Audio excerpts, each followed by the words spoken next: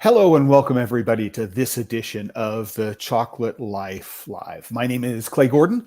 I'm the creator and the moderator of TheChocolateLife.com, and I want to welcome everybody today. Now, you may notice that I'm in a different location. I'm actually in Prescott, Arizona, and I'm 3 hours behind.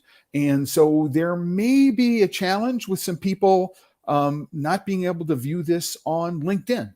And so what I will do later is I'll put a link to this video so that if you're on LinkedIn and you couldn't participate live, I'm sorry about that. There's not a whole lot that I can do. I'm also here with just my laptop. I don't have a second screen, and so I'm not going to be able to share my screen today. I hadn't really thought about that. I can share my screen, but what happens is it goes into infinite repeat. And so infinite repeat is not a great way to try to share a screen. And so I'm not going to be sharing my screen today.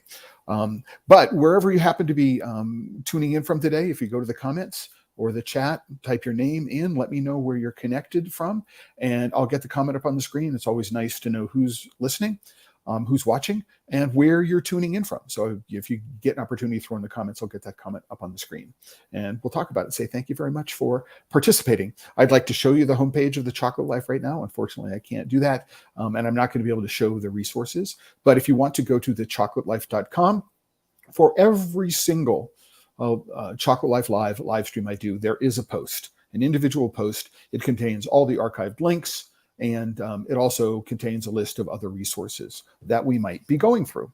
And today, because I'm not at my desk and I'm not in my office in New York, I wanted to do something a little bit different. And that was to talk about social media and the internet, and to take a look, not at the impact of social media, and not to talk about different platforms, what different platforms is good for, or how to optimize your social media presence or anything like that. That's not what it is that I want to talk about today.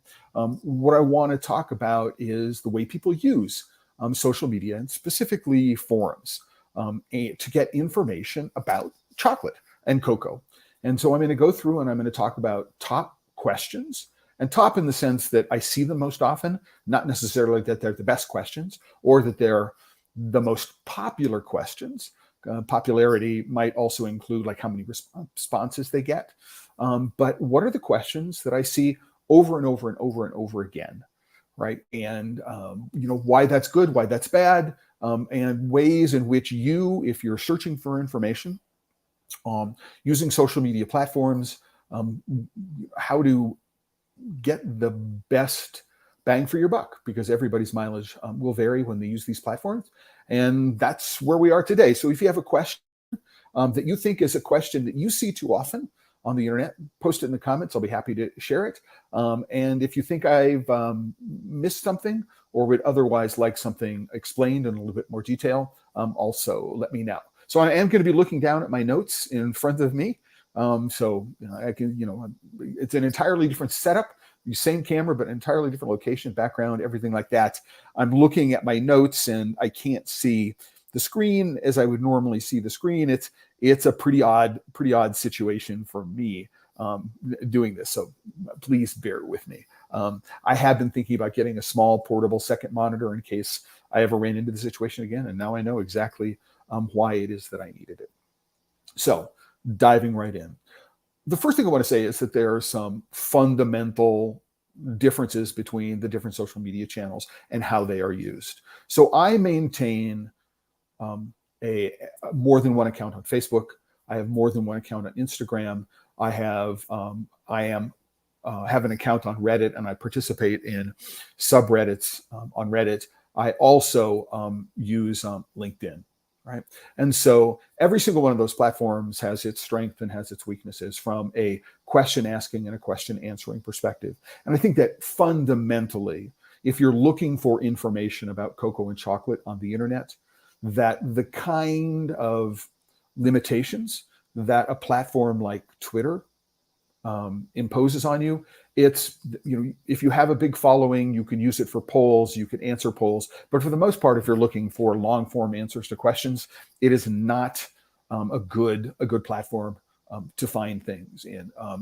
It's just the 280 character limit and lots of other limitations make it a place where not many people go to find information to questions about cocoa and chocolate, I found, other than very, very generic, how do you feel about X and Y and Z, but nothing in depth technically. And for the most part, the same thing is true of Instagram. I don't see Instagram being used as a platform. I would not turn to Instagram, in part because I'd have to go find somebody. I might communicate with somebody privately, but it's not a good place for public discussions of these kinds of things unless you're responding to a particular post, and there are lots of other people who are responding to it. But for the most part, Instagram, when it comes to asking questions and getting answers, not a great platform for doing it. And surprisingly, I find LinkedIn to be the same way. People are engaged in business discussions, and people do reach out to me a lot on LinkedIn to say, hey, I need some help in terms of where my business is, or I need some help, I want to sell some cocoa beans or something like that. But otherwise, people aren't going to LinkedIn and say, can you help me with my tempering problems, right? And things like that, because that's just, for one reason, that's not the way people approach using LinkedIn. So again, not a place that I would go, even though you do have groups of people affiliated in the cocoa and chocolate industry, which have 10, 15, 20,000 members or more. It's just not a place where people go and ask for advice, right? What they ask is for information on where I can source things or I have things to sell. But in general, it's not a place to go get technical questions asked and answered. But before I jump into some of the questions, the top questions that we're going to do, what I need to point out is that the biggest challenge associated with getting free advice or seeking free advice on the internet is that when you ask a question, and what you do is you get answers that conflict with each other. So you put a question out there, you get 2 or 3 people, maybe more if you're lucky, you get a bunch of people who are answering your question, and you find that the advice that they give is somehow fundamentally different, right? And one of the reasons why you're seeking advice in these social media channels is that you don't know the answer to the question, and you may not have experience enough to be able to figure out how to arrive at a solution on your own. That's why you're there. That's why you're asking the questions. And so when you're presented with these differences, the challenge is, how do you decide what's right, what's wrong, what is it that's going to be help you? Oftentimes, I find that the kinds of answers in a general form that are answered are ones that I would need to have a whole lot more information about in order to be able to understand what the value of the answers was. And so that is the fundamental challenge. It makes it difficult to know if the advice that you're being given is something that you're going to be able to get to work. So just a quick note that this is going to be, in my experience, one of the biggest challenge in terms of trying to find, essentially what amounts to free advice using the internet. So I want to say hello to Mark and Yuri, if you're both there. I'm checking in from Blue Spruce in Denver, Colorado. And then somebody new today, Sarah, who's got Fartsy Party Pig. Love the name. Thank you very much for joining us from upstate New York. So are you in Western New York or more middle state? I mean, I've spent a lot of time in that part of state, and it's incredibly beautiful. So thank to have you joining us here today, Sarah. So having said all of those things, let's go through and let's think about what I have found is some of the top questions that get asked, right, and answered. And one of the questions I think that gets asked most often, right, is, oh, I have streak marks on the top of my bar, or I have some kind of mark, right? I pulled the chocolate bar out of the mold and there's some sort of mark on the bar. These might be mold release marks, or they might be as a result of the chocolate is improperly tempered. And the question is normally, oh, I have these marks on my bar. Where did these marks come from? And how do I solve the problem? And this brings those two questions, those are two different questions which get answered, along with other questions related to tempering.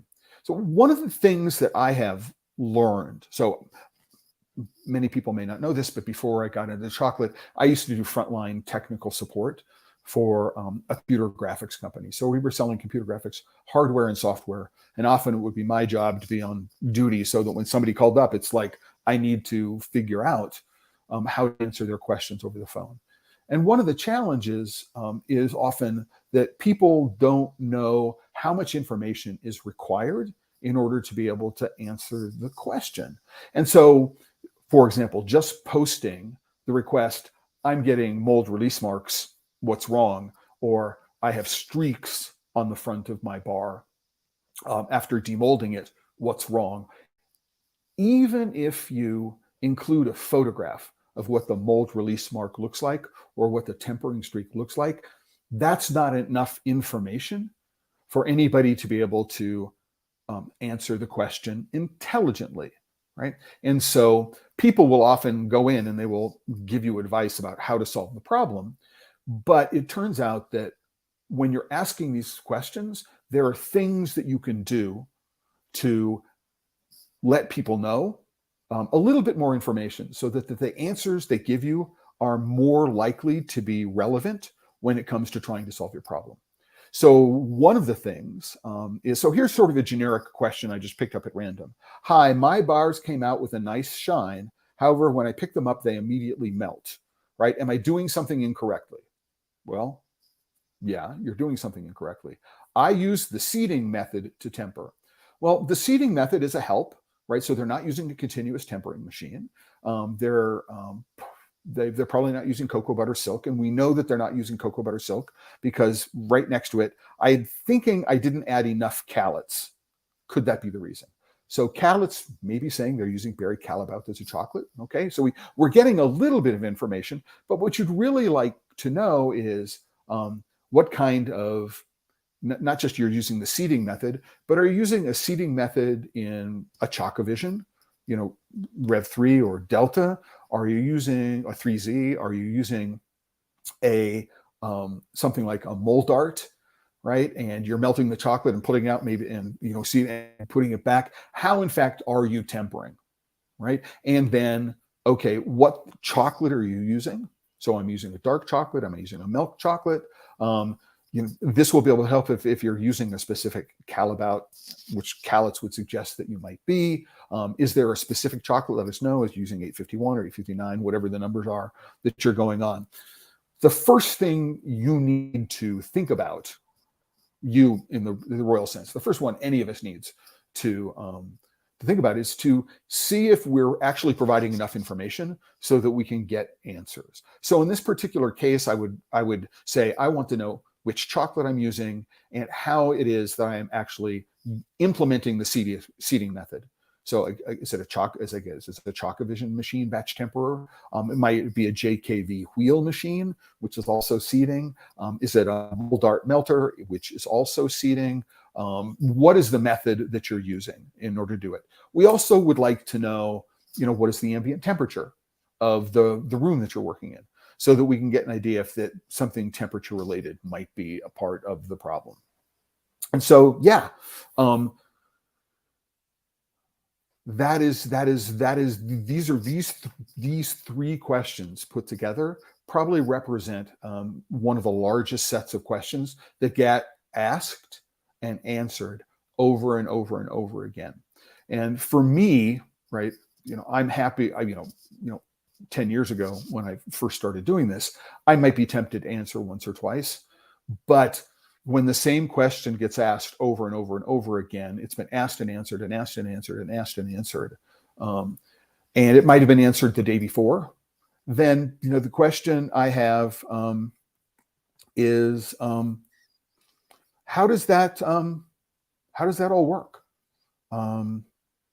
Excuse me, I'm getting notifications. LinkedIn is having a problem. I mean, for some reason, I set the time zone on my computer to New York, but it thinks like I'm in Arizona, even though I don't have my VPN. Oh, maybe that'd be the problem. I don't have my VPN connected. Interesting. I don't want to turn my VPN on right now because it might interrupt things. But if notices keep jumping up about LinkedIn, and so it distracts me. Streaks on the backs of your bar. It is such a common question that gets asked and answered and asked and answered and asked and answered over and over and over again.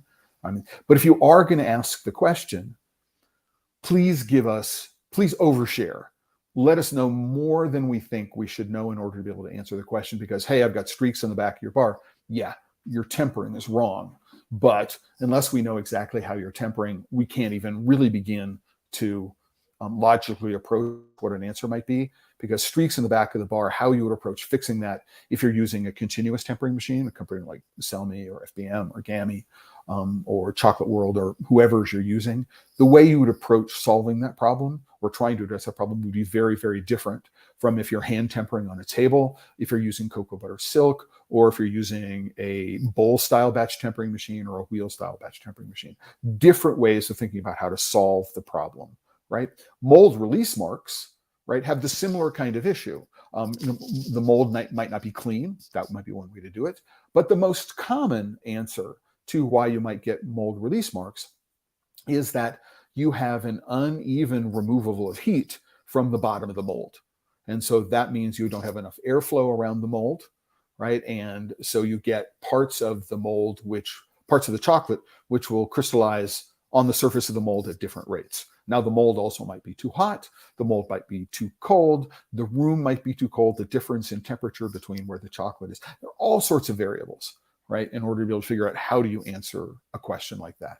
And so if you do want to go onto the internet and search for information, right, at the risk of being really repetitive, the number one thing you need to do is you need to make sure that you're actually providing enough information that we can go and that the people can knowledgeably answer your question. Otherwise, it's a waste of your time and it's a waste of everybody's time who's trying to answer the question.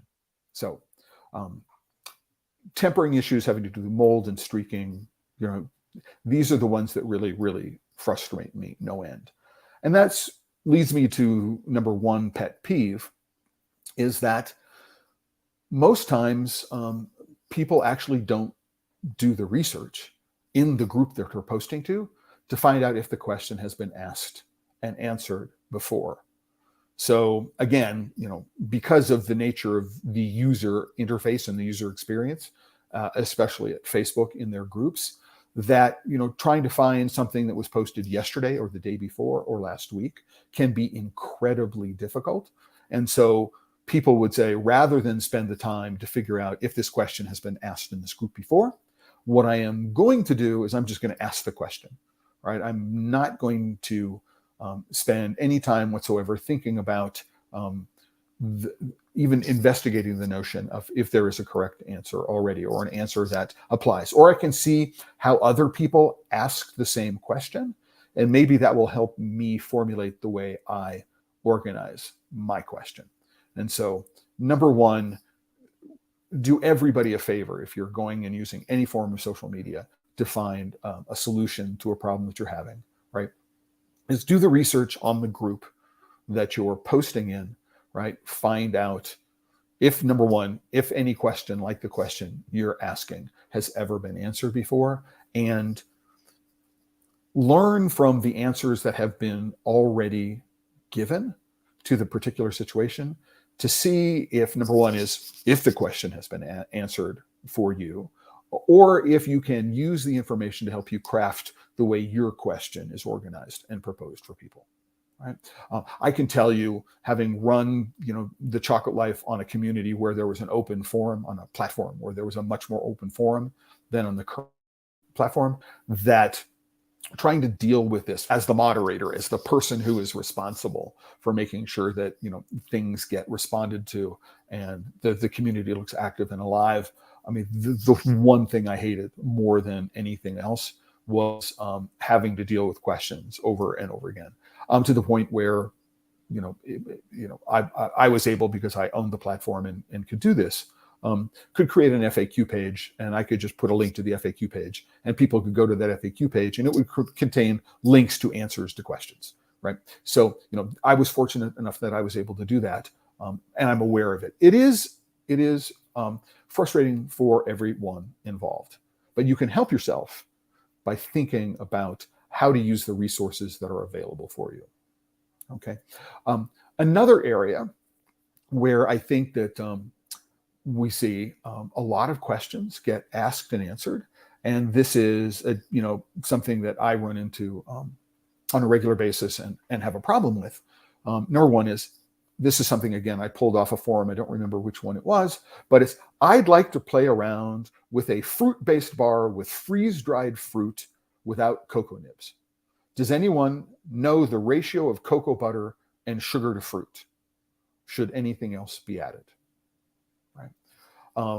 So number one, right? I know that a lot of people think about recipes as sometimes as being pretty proprietary, and so going to an open forum and saying, "Give me a recipe," right? I think is expecting too much of the community there. If you do get any responses, I think you're very lucky that there's somebody who wants in the group, and I think that's fortunate. But it's not the kind of question that I would go into a forum with high expectations of getting much in the way of answers. And so number one is, don't ask for recipes. Don't ask. And if you're going to ask for recipes, do a little bit of research. So for example, you may, I've posted links to the Code of Federal Regulations on what needs to be in a chocolate bar, right, in order for it to be called chocolate.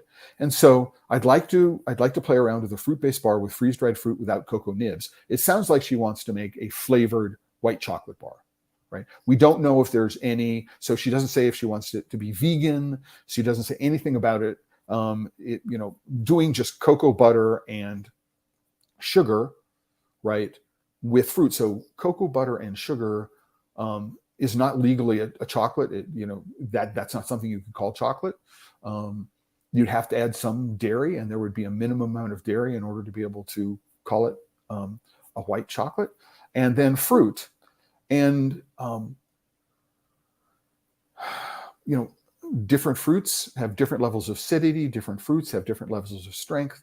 And so just generically saying, what is the ratio of freeze-dried fruit powder to sugar to cocoa butter is not a question that can be answered. As a matter of fact, it's a nonsensical question, right? And asking for recipes, something as similar as like, what is the best recipe for making milk chocolate, which is another question that comes up, unfortunately, on a fairly regular basis. I'm making milk chocolate for the first time. What is the recipe for making milk chocolate? Well, there are minimums that need to be done. Again, pointing people at the Code of Federal Regulations and saying, here's what needs to be in chocolate. And in order for it to be called milk chocolate, I find to be the most honest answer. So you're giving them information which will help them arrive at the answer. And this is where another one of my pet peeves lie.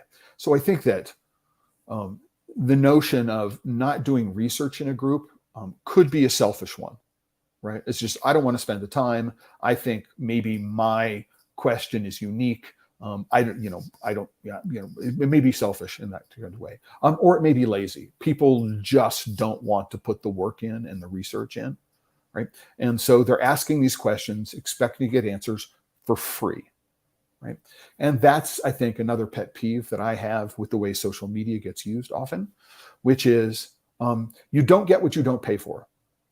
If you're expecting things for free, then the quality of the responses you get is often equivalent to what you don't pay for it, right? So And this becomes like somebody comes in and says, here is the ratio of cocoa butter to sugar to freeze-dried fruit powder.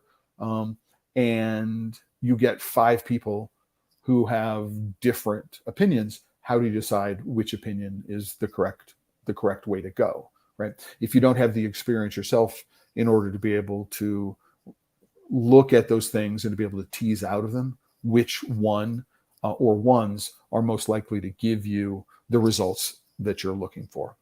And so one of the things which I think is also very, very important is that when you ask the question, no matter where you ask the question. So it could be, for example, on Facebook, you might do it in the Well-Tempered forum. You might do it in, there's something called the Chocolatiers forum. That's actually the name of the group. These groups are, for the most part, private. You have to go to them and ask to become a member. Maybe the E-Gullet Chocolate and Confectionery Forum, the Bean to Bar Chocolate Making Chat. I mean, these are all different groups on Facebook that you can enter, and you can start asking these kinds of questions. Knowing which one to use is really, really important.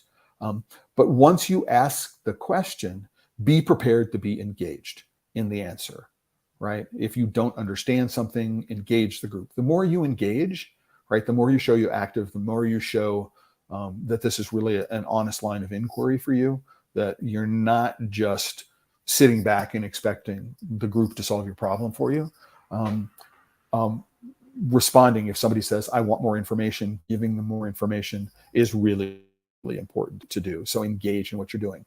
And think very carefully, if you're asking for recipes, what does that mean? As a professional consultant, people have come to me and asked me to do new product development and help them on their recipes.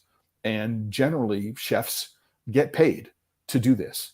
And so expecting somebody to give away for free something that there is an expectation that they would get paid to do is also something to consider with the kinds of questions that you ask in these kinds of forums. Another question, well, before we go too further, we're about halfway through today's Chocolate Life Live. If you're out there, you've got a question, you've got a comment, put it in to the comments section of wherever you're watching today. Unfortunately, LinkedIn got confused. I think I know why LinkedIn got confused. So we're not actually on LinkedIn today. Yeah, I know better now about what it is that I need to do. But there are links below that you can go and find information about this live stream after the fact. But if you do have a question, please let me know. Put it in the comments. If you're new, you've just started listening, you haven't let me know who you are and where you're calling in from, please put it in the chat, in the comments, and we'll get a shout out to you, and we'll talk about that. And to let people know that the sponsor of today's Chocolate Life Live is, in fact, TheChocolateLife.com. If you're not a member, please join and support. If you're not following on YouTube, please make sure you're subscribed to the channel on YouTube. Hit a thumbs up, right? Share with friends and colleagues. There's also Instagram at DiscoverChoc, which is the same thing to Twitter at DiscoverChoc. Just follow, let me know that you're out there and that you appreciate the work that I'm doing. That would be greatly appreciated. So another area where we get a lot of questions asked is, can I use the same roaster for cocoa and coffee, right? And it gets asked and answered and asked and answered. And usually it gets asked this bluntly, can I use the same roaster for cocoa and coffee? Without letting us know what roaster they have. So if this is a question, so I own, for example, a Beanmore roaster, right? Could I use it for cocoa and coffee? The answer is absolutely yes. Because it was originally designed to work with coffee. It will get to a temperature for coffee, but you can bring it down to a lower temperature. If there is another drum roaster, which is put in a sort of rotisserie style inside a convection oven, the answer to the question may be no, because the drum may not, the oven may not be hot enough to be able to get enough heat to actually be able to roast the coffee properly. But again, this is another place where not providing enough information is a real challenge. Somebody's going to have to go and say, tell me more about what roast. If you're talking about a straight convection oven? The answer may be no. What kind of oven, what kind of roaster do you have before we can answer that question? Now, there are a couple of things that in general, if you are using a drum roaster, you need to know. One of which is the larger the drum, the more important it is that the drum speed be variable, because cocoa beans, as they dry out over the course of roasting, become more friable. They will break. And so if you have a large diameter drum and it's carrying the beans to the top of the drum and they're falling down, there's a greater likelihood that they will break. So you'll end up having an easier time cracking and winnowing because they're all broken. But if it's broken very early on in the roasting process, what will happen is the smaller fragments will over roast, and they'll roast much more quickly, and you run the risk of burning them. Right. So having a drum where you can change the speed, so you can slow down, so you don't get a lot of beans falling down and breaking, is really, really important. And says that's especially true as the size of the drum gets bigger. Some drums have perforations in them. If you're working with cocoa, you don't want that because you'll get a lot of broken stuff. It'll fall through the perforations of the drum. So it's really important to understand, what technology you're using in order to be able to ask the question, can I use the same roaster for cocoa and coffee? The answer, like many things in cocoa and chocolate, is it depends. Right? And so the more information that you can provide, I'm going to hit on this over and over again. You're probably going to get tired. People used to take my classes on chocolate making, and I would say from the very, very beginning, blending is your friend. And over the course of the 3 or 4 days of the classes, people would look at me and they get really, really tired and be saying, blending is your friend, right? But in this particular case, I want to be careful. Oversharing, providing more information, is going to be the biggest help that you can do to yourself when you're going to Facebook and also Reddit. If you're not a member of the subreddit r.chocolate, and you are on Reddit regularly, it might be someplace you'd like to look to find out if the community there, it's 25,000 people there. I'm on it. I answer questions on a regular basis, maybe once or twice a week at the most. I'm very, very selective about what it is that I answer, but mainly to do with miscorrecting information, things that people think and I've got wrong, is most of where I spend my effort. But the r.chocolate subreddit could be an interesting place for you, in addition to some of the groups that I've mentioned on Facebook. So another set of questions that I see get asked over and over and over again, right, are chocolate festivals worth the cost, right? Are awards worth the cost? Are entering chocolate awards worth the cost? And then which are the best festivals to go to, and which are the best festivals to enter, right? And this brings up another one of my pet peeves, right, which has to do with please let me know where in the world you are located when you ask this question. Because when you talk about a chocolate festival, is it worth going to? Well, if you're in Czechoslovakia and if you want to know if the Northwest Chocolate Festival is worth going to, that's very different from, if you're in Czechoslovakia and you want to go to the chocolate festival in Germany.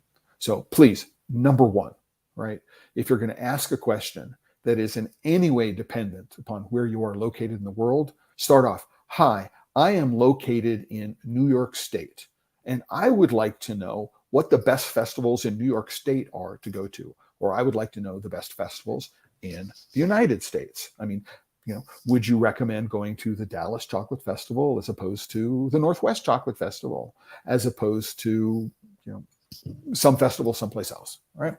So please let us know where, in fact, you are located, right? When you ask any question that involves, I'm looking to buy a piece of equipment, I'm looking to sell a piece of equipment, anything, I want to buy cocoa beans, I want to buy packaging materials, anything, right? If you're in the UK, the answers are going to be different from if you're in the United States than if you're in any place in the world. So please, from a pet peeve perspective, let us know where you're located. That's one of the reasons why I ask who's in the audience, who's watching, where you're located. It may help me in terms of the way I approach some of the questions, answering some of the things, and how I talk about things. It's really, really important. I really get frustrated to the point where if somebody asks the question, unless they actually say where they're located in the post, I just ignore the question, right? Because I don't want to get involved in a back-to-back. And I find people answering questions without actually understanding, well, yeah, I'm in the United States, but I don't know where the other person is located. And so my source in Southern California is not going to be good for somebody who's located in Denmark. Right? Not going to work. So please, do yourself a favor, to everyone, don't waste your time. Don't waste everybody else's time. Please let us know where in fact you're located as soon as possible, right? You may notice when I do the for sale, anything classifieds on The Chocolate Life, what I will do is in the excerpt, which just goes below the main photo in every post, the first thing it says, located in, right? If we want to do a wanted to buy, it's, the buyer's located in, so that people will be able to say, oh, I can help, or I'm interested. Paying international freight charges on many things is not worth the price of buying something used. And so, right, it's really, really important. Please help yourself and everyone else to do this. But in general, which awards festival is the best to enter in is a question that can't be answered in general, because nobody who's trying to respond to that question knows what your business objectives are and where you are in your business, right? So the answer to the question is yes, in general, winning an award, right, is good for business. It will help you. In the United States, it's probably most helpful in terms of getting attention from a distributor. The distributor wants to know, award-winning product, and they can turn around to a potential retailer, and the retailer will go, award stickers, right? And right, they're going to use it as a proxy for quality. Right. But the answer to that question is different from, is this the first awards you've ever been in? And so what are you trying to achieve as a result of entering the awards contest, right? Or is this something you've been doing on a regular basis and you'd like to say, please, people who have experience entering both the Academy of Chocolate Awards and the International Chocolate Awards, do you provide, what do you think are the differences between those two? All right. Help you by letting us know a little bit more about what you want to achieve, right? One of the pet peeves that I have about this is that in addition to people not going through and researching, has this topic been asked and answered before within the group, is they don't actually spend any time clicking through to the profile of the person who's asked the question, right? It's not always the case, but usually the case is if you click on the person and you find their profile. This is in Reddit, you won't do this, but on Facebook, it does work. And then you can go to their about page and you can find a little bit more about them, like where they're located, is a business account, things that may help you be able to do this. But for the most part, I find that people actually don't do that research, right? So one of the things that you might want to consider is if you're going to be using groups on Facebook, for example, as a source of or a place to go to find information, what you might want to do is you might want to make sure that your profile provides enough information about who you are in your business that they can gain an understanding. Many people don't put where they're located in their profiles. They don't have, other information about their business and things like that. Just make sure your profile is up to date so that if somebody wants to click through and find information that may help them answer your question, that the answer is there in your profile.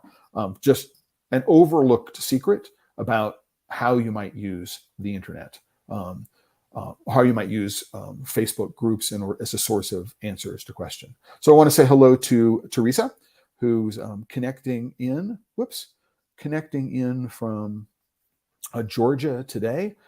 Thanks very much, Teresa, for joining us. Oh, and you were going to send me, I don't have samples here, but if you sent me an email asking for my Cacao as my safe word stickers, I never received, not email, if you receive a self-addressed stamped envelope asking for Cacao as my safe word stickers, I never received that piece of mail. So you might want to send me a private message somewhere to let me know if you've done that, and we can make sure to get it going again. So question, the quality of the question determines the quality of the answer. Ask the right questions, you'll get the right answers. Teresa, you have, in a nutshell, you have explained the summary that I was going to get to at the very end of this. And the thing, so thank you very much for pointing it out. You've made the observation. The other part of this that I would say, as a repeat of this, you do not get what you do not pay for. So the quality of the question is going to determine the quality of the answer, right? But if your expectations are to get high quality answers for free, you may want to examine your expectations. You may or may not get what it is that you're looking for, right? There is value in paying experts for their advice. And just a quick plug, you can join the Chocolate Life at one of the senior levels, beyond the free levels. I think the 3 highest level includes consulting, and you can ask me questions and I can give you answers. And it involves research, that I do to help you. I mean, I'll learn a little bit about your business, what is your objectives are, and I will find answers which are based on what it is that you're doing, the specific equipment you're working with, specific chocolate where you're working with. It is worth the time and the money to engage with people in that way, in my experience. So, end of commercial. But yes, Teresa, you're absolutely right. The quality of the questions. And, one of the things which I think I have discovered is the most challenging is that, especially when you're new, or the work that you've been doing is in one area, right? And you don't have a lot of experience working in other areas, you actually don't know enough to be able to formulate the question properly.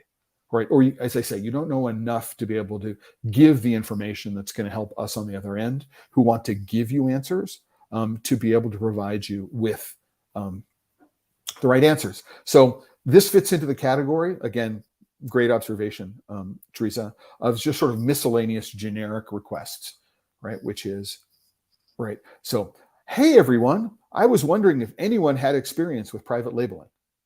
That's the question, right? So, what my immediate thought is, what kinds of things do you want to make? Because private labeling of chocolate bars made with industrial chocolate is very different from, for example, I have a recipe for a custom, chocolate nut spread that I want somebody to manufacture and put in a jar, right? And I need, and that kind of thing, I need, SQF 1000 or HACCP or some other certification for what it is that goes on. Just so that, hey, right, does anybody have interest? I mean, there are hours and hours and hours of education that need to be done for this person to help them understand what it is that they're looking for. So a question like this is one that I would never answer, right? Because the way it is asked is an indication to me that the person who has asked the question doesn't know the contours of the landscape that they're asking the question around. And I would end up spending a lot of time for exactly zero return. This is another pet peeve that I think everybody should consider, which is, earlier on in my career working for the computer graphics company, I became a writer. And so I was writing for technical journals in the computer graphics, video production, film production space. And I did that over the course of, I want to say 1984 to 1996, 1997, something like that. So I did it for a fair amount of time. One of the things that I learned in the course of my writing is that I always made sure that the person who I was interviewing learned something from me, that the interaction was not one way, right? That it wasn't, every time I picked up the phone call, or this is before email, it was as regular as it is right now, but every time I pick up the phone, that it wasn't about me trying to get information from the other person. Excuse me. It wasn't a one-way relationship. It needed to be a two-way relationship. So if you are going to be a regular asker of questions, right, in a forum, you also want to be a regular contributor into that forum.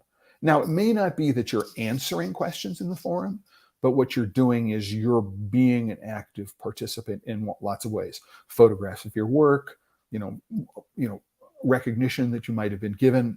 I graduated from class, a new customer win, something like that. Participate, be an active participant in the forum that you are asking the questions of. And what you will do is you will find that people, number one, is they'll recognize your name and your profile, and they're more likely to want to engage with you because you've been a participant, an active participant in the group. And what I found was that when I moved into chocolate, one of the things that I did is I never asked for anything for free, right? So I would say, listen, I'm doing X and Y and Z. Could you please provide me with your best possible price? So rather than my having to buy it retail, could you give me the wholesale price, right? I would always offer to pay for it and be prepared to pay for it, right? But if somebody said to me, no, we're happy to give you a sample, or you just pay shipping or something like that. I mean, I was always open to it, obviously, right? Of getting a better price for things, but I never asked for anything for free. And the reason why is I always wanted people, right, to be willing to pick up the phone and talk to me, right? If every time I went to them, I was asking them for something for free, very soon they'd stop answering my phone calls, right? And the same thing is true in social media forums and groups, places like Facebook. The more active a participant you are, the more you give to the group, the more likely you are to receive from that group. As a matter of fact, the r.chocolate subreddit on Reddit is moderated. I once posted 2 or 3 links to Chocolate Life Lives very early on, and I got a note from one of the moderators saying, we're going to delete the next one if you don't contribute more often to the group, right? So they're actively moderating their group for that, which I think is absolutely wonderful. And I respect them enormously for doing it, because absolutely, I mean, this is a community. You're involved in a community, be an active member of the community, the best way to get things answered for you. So really, really cool thing to consider.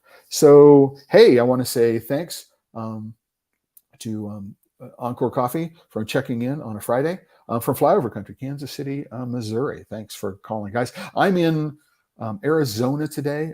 I'm taking a sort of a week-long break from New York City, sort of a mental health break, getting out of the city. I have family members here I haven't seen, well, obviously since well before COVID, and I'm engaged in, let's see, I'm sitting at a table, behind me, you see the room, but I have a tabletop continuous tempering machine and molds and mold vibrators and buckets of roasted cocoa. It smells wonderful in here. I have friends here up in Prescott who are in the chocolate making business, and so it's wonderful to get out of New York City and join it. So miscellaneous generic requests. I was wondering if anybody had experience with private label, we covered.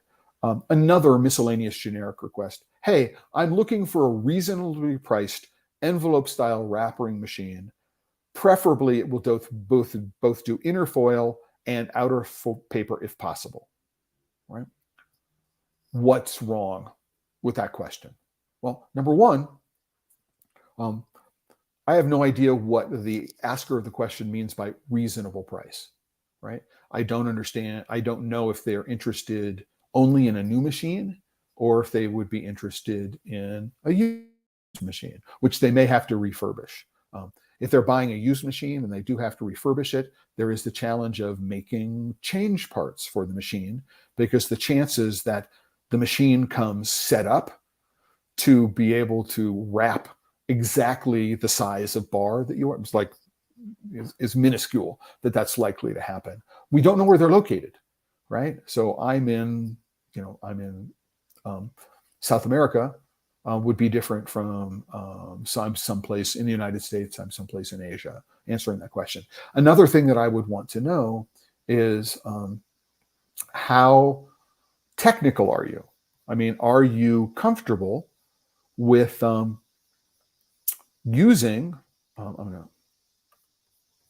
How comfortable are you with getting involved and working in the guts of the machine? So if it breaks, right, you can go in there and you can fix it. So if you're not mechanical, right, and you don't know anybody very close to you who is mechanical, right, buying a used machine, probably a bad idea. It's going to cost probably more than the machine cost in order to be able to refurbish it, get it working.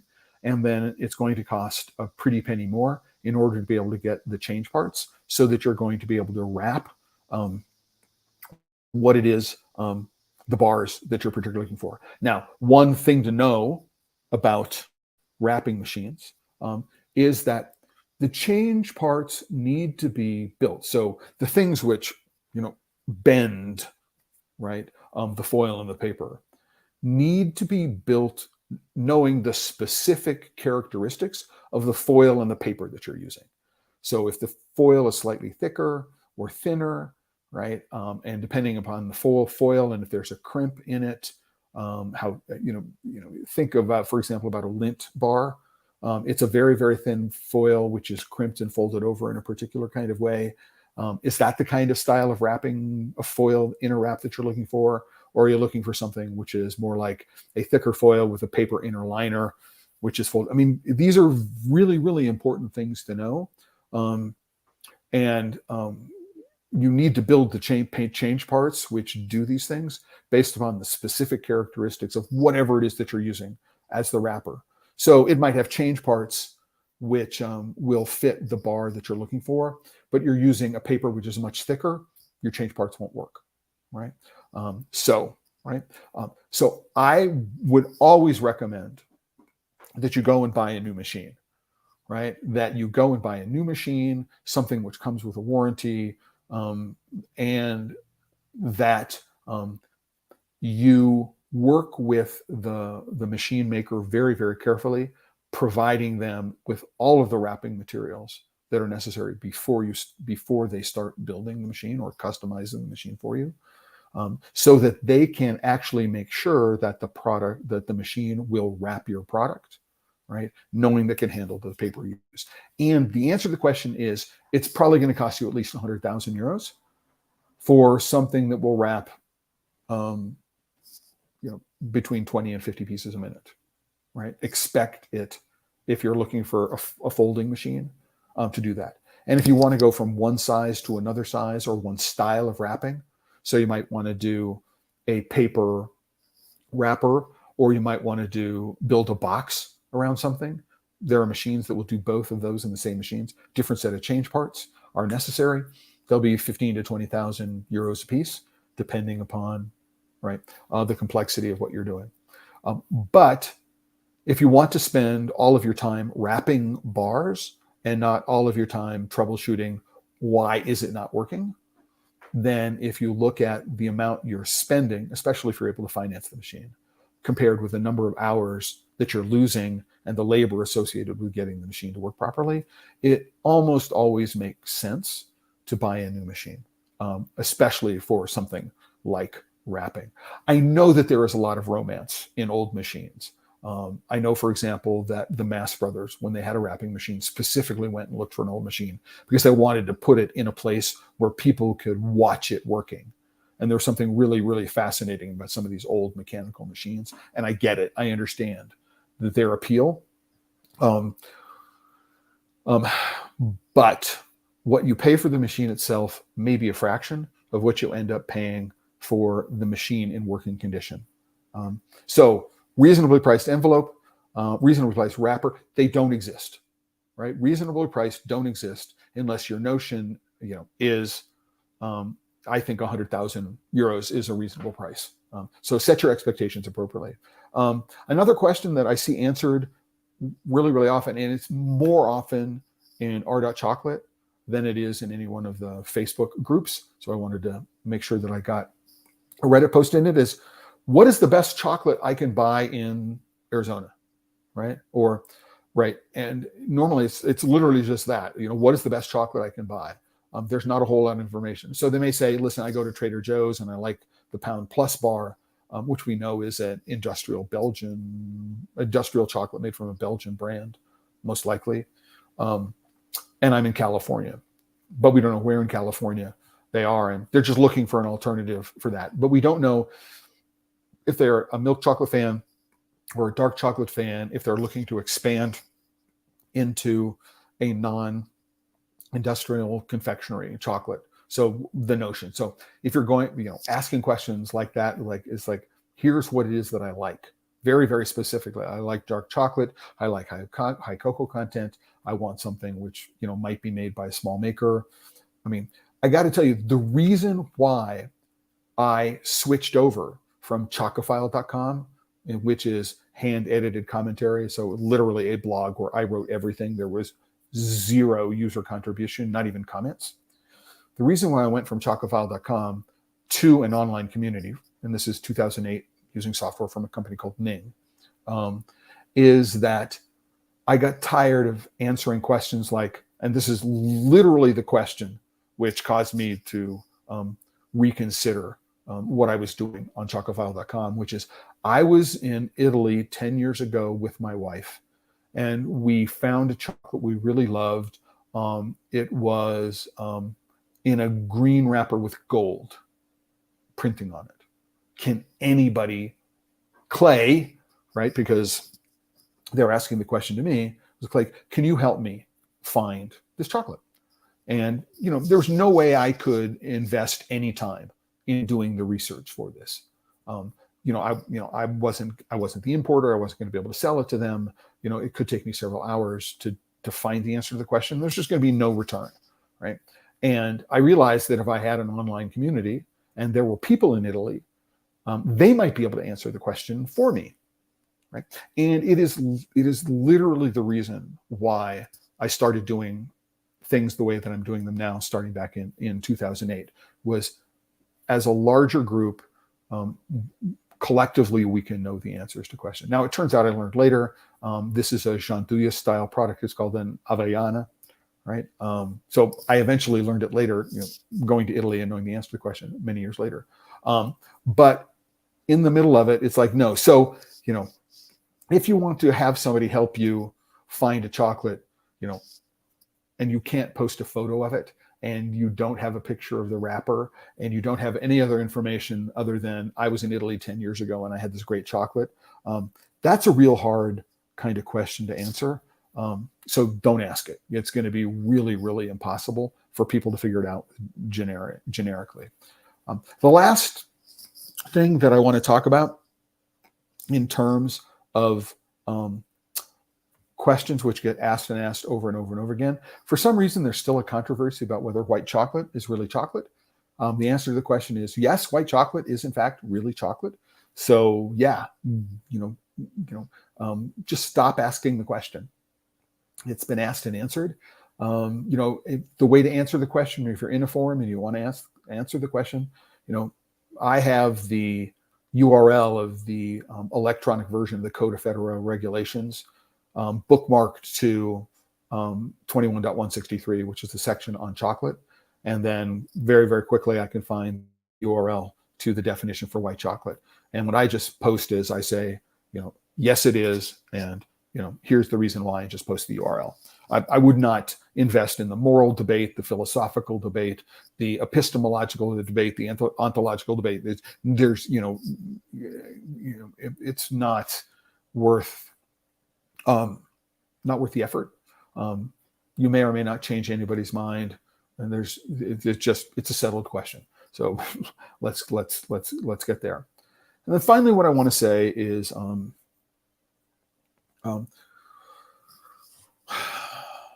there are places to go where there is a higher percentage of people who know what it is they're talking about.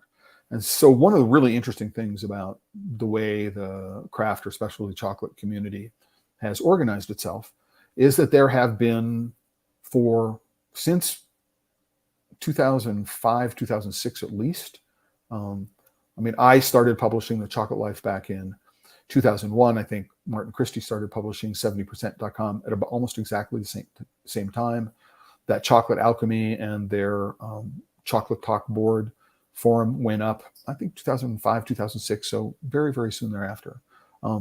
that I actually went before the stream started this morning, as I went to go and took a look. And it turns out that the Chocolate Alchemy Forum, I'll put a link in the post when we get done for today. So if you want to go, if you're not a member of the forum, you can go. It still seems to be fairly active. There's some posts from this week. There are also posts stretching back all the way to at least a decade. So there's a lot of information there.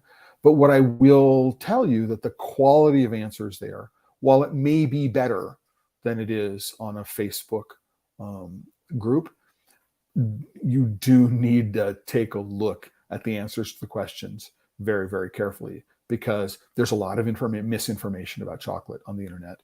There are a lot of people who think they know something and don't know what they're talking about.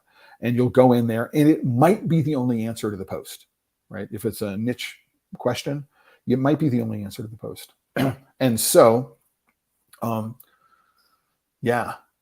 even with a forum which is aimed at members of the community, right? You need to be careful about not accepting all the advice at face value, right? You can go and take a look at how long your answer has been a member of the community. You can go take a look at they have levels which are associated with how much they contribute. You go do your research on who these people are and what they're talking about before you go invest a lot of time and invest a lot of money on an answer. It's going to be a real challenge to do so. And that's it for the hour. I want to thank everybody for joining me today, everybody who let me know where they called in from. And I'm going to apologize separately to everybody over at LinkedIn to say, oops, sorry, I didn't know why the problem is, but I haven't been able to get this stream to LinkedIn today. And also to let everybody know that even though I am here in Arizona, I am going to be doing the monthly Chocolate Life Ask Me Anything call on Sunday. It is going to start at 11 a.m. New York time, which is 8 o'clock here in Arizona. We'll go to 90 minutes. If you are a member of the Chocolate Life already, then in the email, which I sent to every member of the Chocolate Life about today's live stream, the link to that was posted. And so please go take a look at the email if you haven't done it already. You'll find the link to the live stream, and you can join me on Sunday. And it's an AMA. Ask me anything about anything you'd like to ask me. And with that, I'd like to say, again, thanks everybody for joining me here today. And I'm going to sign off as I sign off every one of the Chocolate Life live streams, which is just a reminder. If you're working with chocolate and you're not having fun, you're doing it wrong. So until the next time, there will be no live stream on Tuesday. I'm flying back from Arizona to New York. So I'll be joining you again next Friday, and I will be posting what the topic is very, very shortly. Until then, everybody, ciao.